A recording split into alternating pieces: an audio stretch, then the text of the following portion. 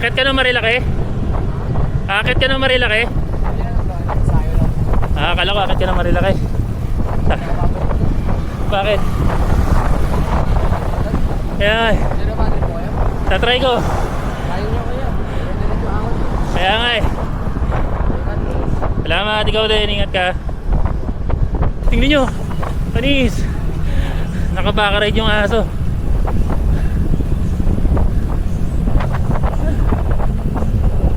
So may likuan dito papuntang Pasig. Tapos diretso tayo, Taytay Angono. Dito na tayo magbe-breakfast. Tapos bibili din ako ng shades. Kasi ay, walang tinda. Bakit? Ayun, alam ko walang tinda. Tay, may lugaw ka? Ayun, lugaw. Ah. Saan lugaw, egg, te? May laman yan, te? Ano laman mo? Ano laman? Tuwalya? Sige, yun na lang, te. Doon. Medyo madumi yung daliri ko. Natanggal kasi yung kadena ko kanina dun sa paahon nung nag-shift ako ng gear.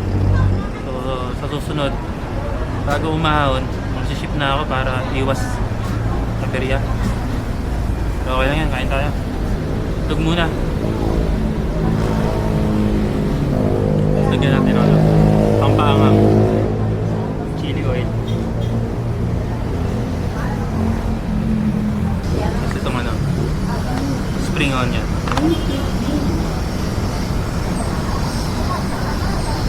Akala ko si kuya kanina akit ng Marilaki. Yayayain ko sana na sabay kami para hindi naman nakaka-boring. May kausap. Wala eh, hindi siya akit eh. So sa Strava natin, ito na siya. Nakaka 2 oras na tayong takbuhan. And then 33 km na yung ano, tinatakbo natin. Tuloy-tuloy lang natin ito hanggat makakita ng bahay.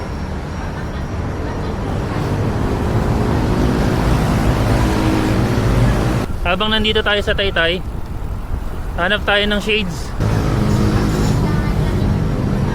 You know? Nice ba? Bagay ba? Okay na to para turn na ng ano, helmet ko.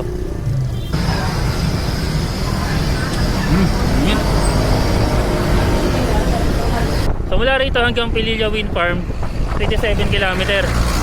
So kung tutusin, maiksi lang siya. Ang makakatagal lang sa atin dito is yung mga paahon. Mamaya, dusa na tayo nito mamaya. Pag-akit pala ng Antipolo, puro ahon na yan dyan. Nakahingal.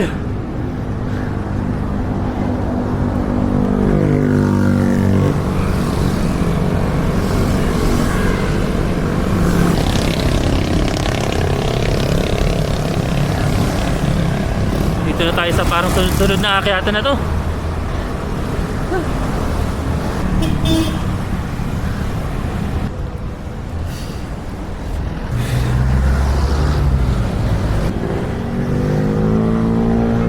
Ay pucha, pahinga. Hindi kaya. Napagod ako nung nakita ko yun, oh. Pahinga muna, pahinga.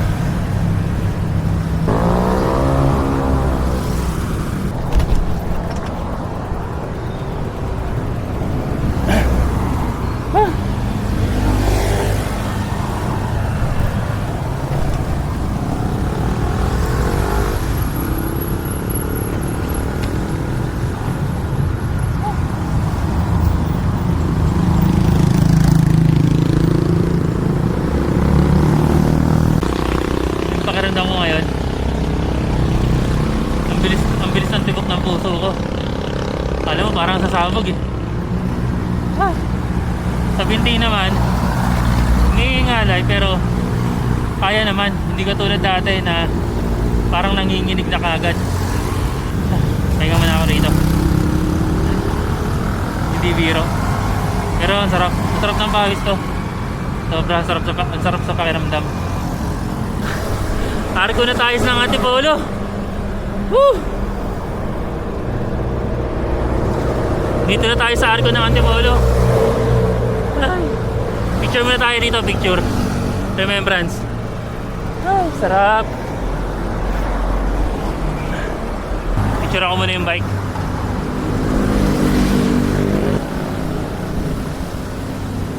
Hindi kailangan ng malaking budget. Tubig nga lang budget ko rito sa pagkain eh. Sa pagkain naman, di naman natin kailangan kumain sa restaurant. Pwede na yung mga karinderiya dyan. Nakakalayo pa rin, kaya laking bagay din ng meron tayong bike. Ay! Hindi na lang. Hindi na lang. Ay! Paano naman pababa na? Okay naman yung brake. Malakas naman yung brake niya. Kasi sabi sa akin dun sa sa bike shop, kailangan ko daw palitan yung braking system. Kailangan ko daw palitan yung braking system ko ng ng full mechanical ba yun? Ewan ko anong yun, anong tawag doon, basta kasi itong akin medyo parang hydraulic na may pagka mechanical, pang dual ganun sabi. So sabi niya mahina daw yung brake. So sabi sa akin ni Paps, depende naman din sa akin yun kung nahihinaan daw talaga ako, pero parang okay naman kasi di naman talaga tayo tumatakbo ng matulin, dahan-dahan lang din. So dahan-dahan lang tayo, pitik-pitik lang, baka tayo mapitik.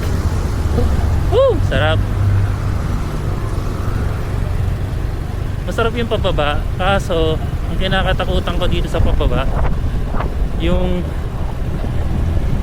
alam mo yun, hindi pa kasi ako sanay sa sa bulusok na pababa na gamit yung bike lang. Alam naman natin yung preno nito, di ba? Kaya parang naiilang pa ako. Saka hindi ko pa kabisado yung mga diskarte pagpababa. Ayun, dahan-dahan lang. Pansin ninyo, dalawang lever yung pinipiga ako pag nagpibrake ako. Pero pinipitik-pitik ko lang, ginaganyan-ganyan ko lang. Ang ganda na ng view. Woo! Sarap ng view. Nakawala yung pagod ko kanina. Mamaya na ako kakain pag nagutom. Alas 10 pa lang naman din. Yung mga bahay doon, no? Sarap. Dito tayo. Parang gusto ko huminto. Dito tayo. Sarap.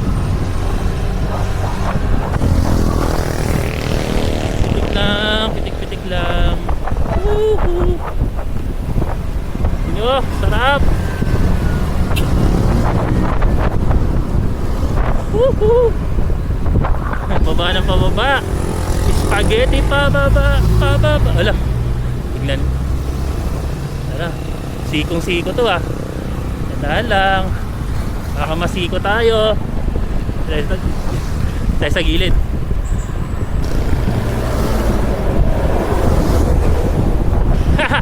Sarap!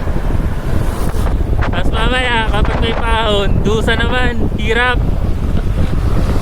At least may ganito, recover. Woohoo! Yeah boy! Bike lane lang tayo, bike lane. Stay on the lane. Ay, wala na, nawala na tayo sa linya.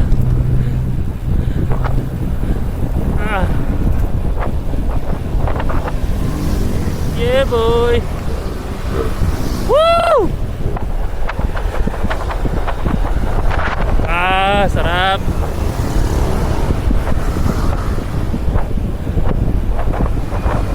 Mas komportable ako na ganito yung position ko habang bumababa.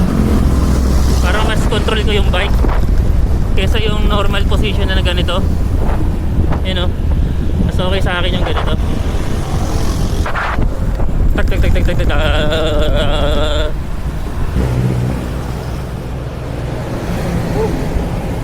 Update tayo. Oras natin 10:40 na ng umaga.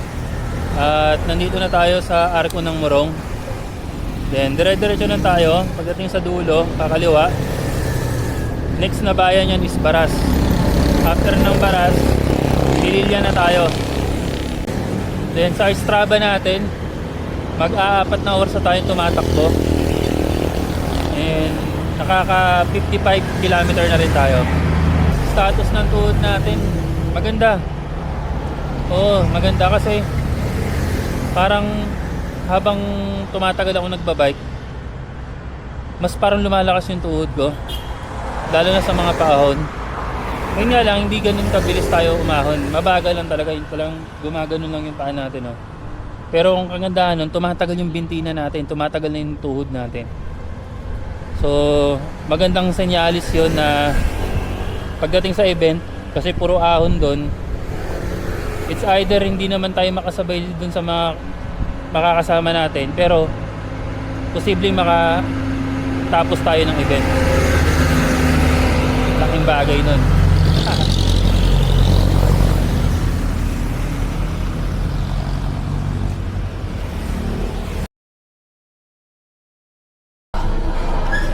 Customer number 1007. Lunch tayo. Customer number 1007. Hindi pa naman ako nagugutom, pero mas pinili ko na lang kumain kasi para makapagpahinga rin ako rito. Siguro mga isang oras bago ulit Customer number 1007. 1006. Location ko ngayon, bayan ng Tanay. So, mula dito sa area ko hanggang sa Santa Rosa, 100 plus kilometer pa eh. Malayo-layo pa.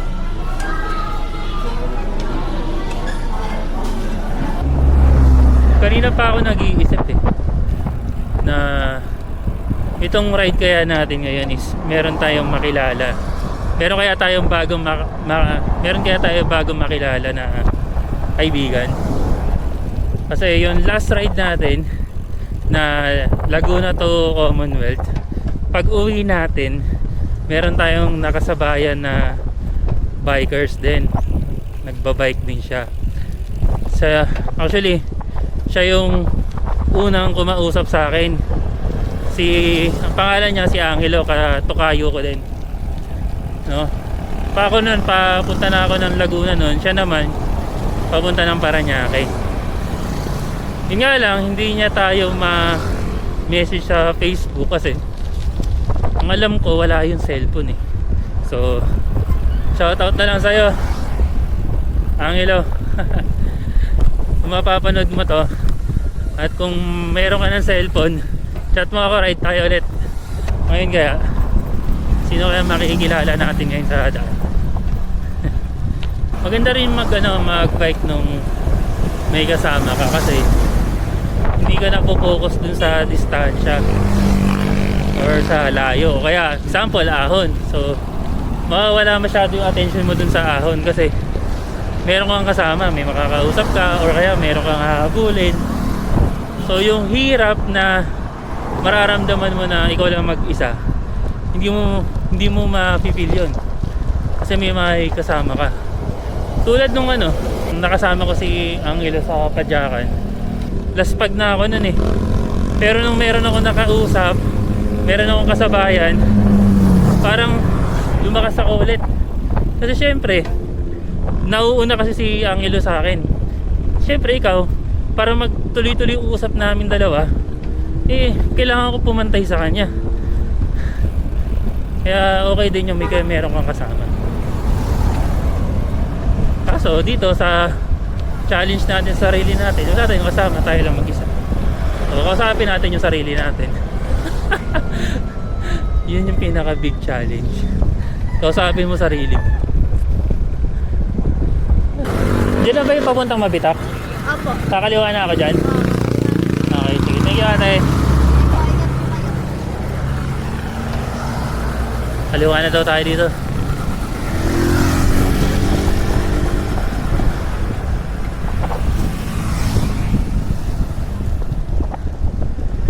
Susundan lang naman pala natin yung daan. Pero kasi may diretso eh.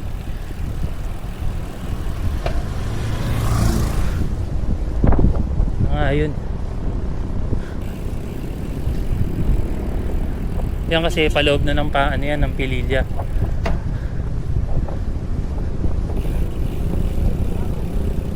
Kuya, mabitak to? Salamat! Kinonfirm pa natin kung mabitak talaga. Hindi, may tiwala naman ako doon kay ate. Baka sabihin nyo wala akong tiwala doon kay ate. Kinonfirm lang natin.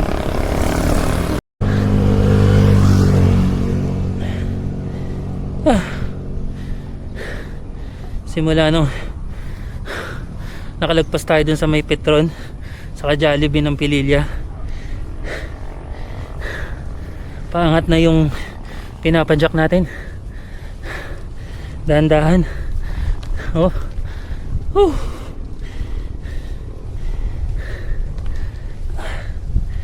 So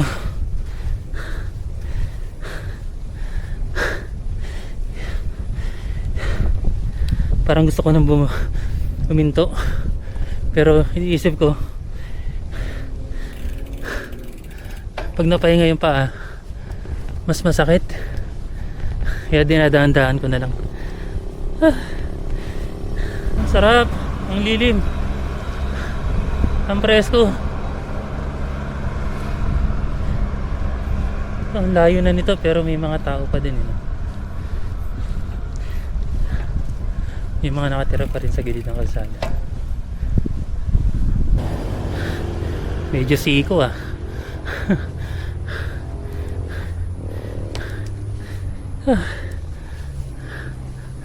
Dusa men. Parang ang sarap nang bumalik. Kaso ganun pa rin. Mga pakyat din dun.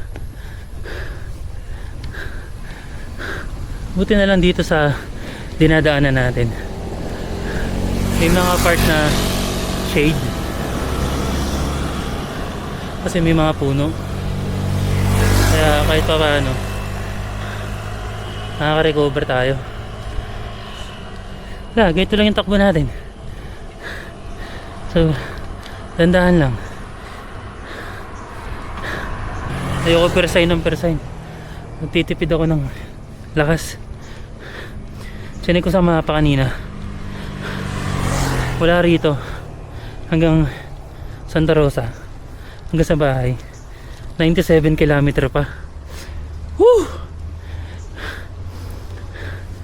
Kaya mas maigi na yung ganito lang yung takbuhan, yung pacing ko, para hindi kagad ako malaspag ng tuluyan. Ramdam ko yung tulo ng pawis ko dito sa dibdib ko papunta sa tiyan. Butil-butil. Mga alas 3 na siguro. Kasi yung anino ko nandito na sa gilid ko nakikita ko na siya.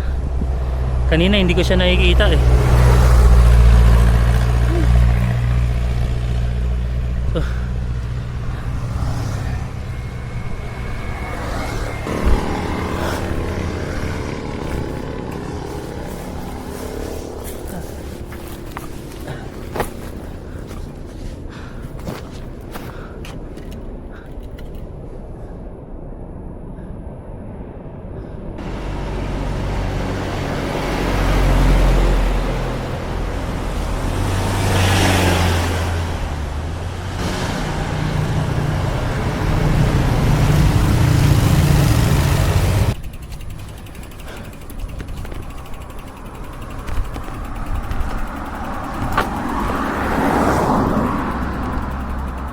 Maglalakad tayo ngayon.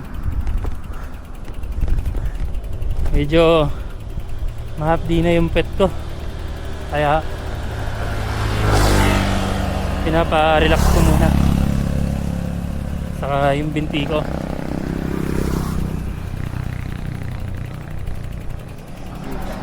May malamig kang tubig dyan, te?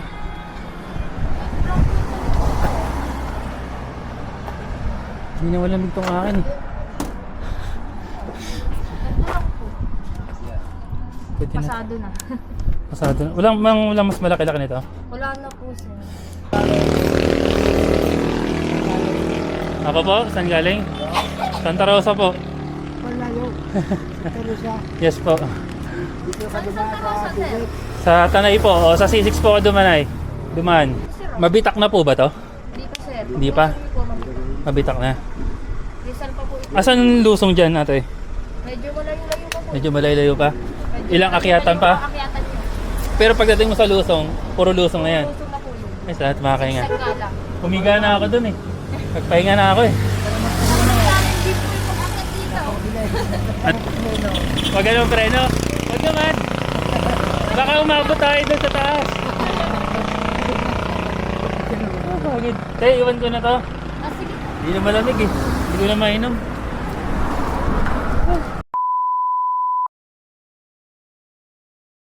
Pangalawang buko na natin to. 500 pesos. Para mapalitan yung pawis natin. Natutuyo na tayo eh. Subdivision yan, te. Wala pang ano. Oh. Hello, baby. Sir, dito yan sir, oh, mura lang. Magkano? Nakakapamili kayo sir. Kano lang? Ay, salamat. Parang lusong na to, men. Isa natin. Oh. Ay! Lusong na to.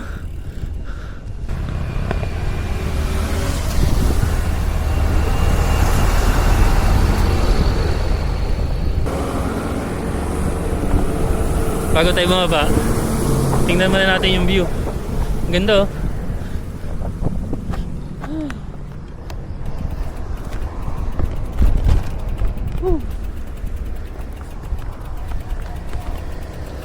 Pasurvive tayo sa ahon. Finally, lulusong na tayo. Pero bago yan, tignan muna natin yung view dito. Ganda oh. Nice one. Yeah boy. Tara, lusong na tayo.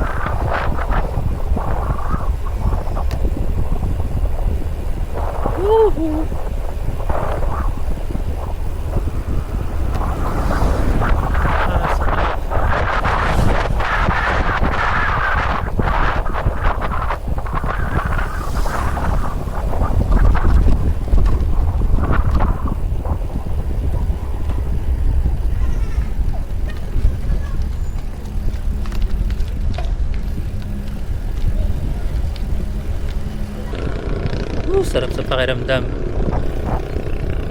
Ngayon, kalbaryo naman natin itong mahabang patag. 81 km pa tayo bago tayo makarating sa bahay.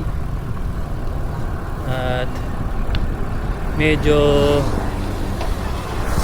yung paa ko okay pa, pero yung pet ko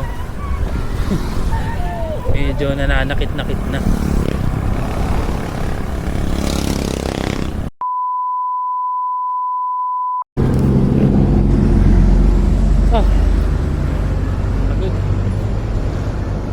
Medyo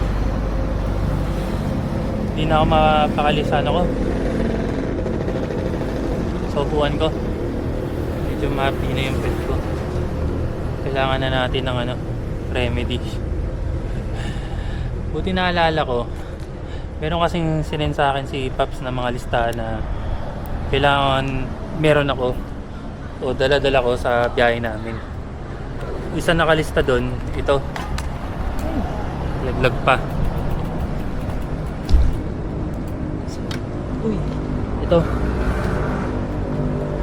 Itong petroleum jelly. So, habang binabasa ko yung listahan na binigay niya sa akin, nagtaka ako, bakit meron petroleum jelly? Para saan? Buti na lang may shell. Tara, lagyan na natin.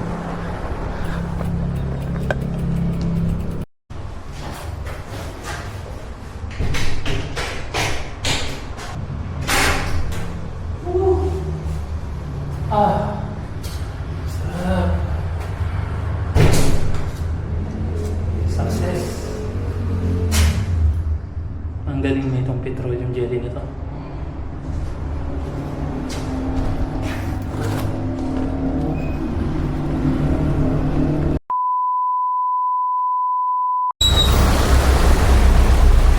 Grabe naman yung baha dito.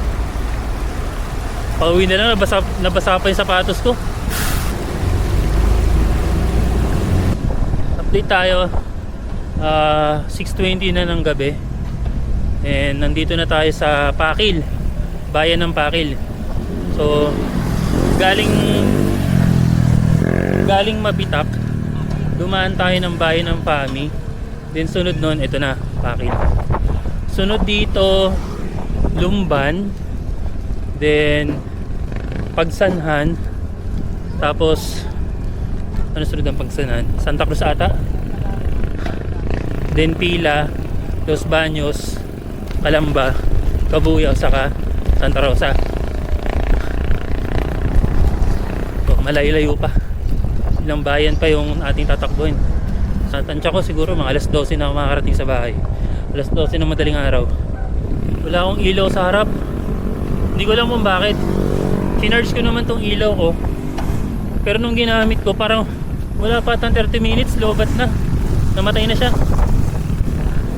O baka mali ako nang nadampot. Kasi dalawa to eh. Yung isa full charge, tapos yung isa bago ako umalis, kina-charge ko pa. Baka mali ako nadampot. Okay. Dito na tayo sa atin. Oras natin sakto alas 11 ng gabi. Grabe yung takbuhan natin.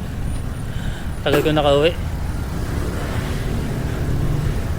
So, natagalan kasi tayo dun sa may Pililya papuntang Mabitak. Dun, yun talaga yung ano, pace na tumagal tayo.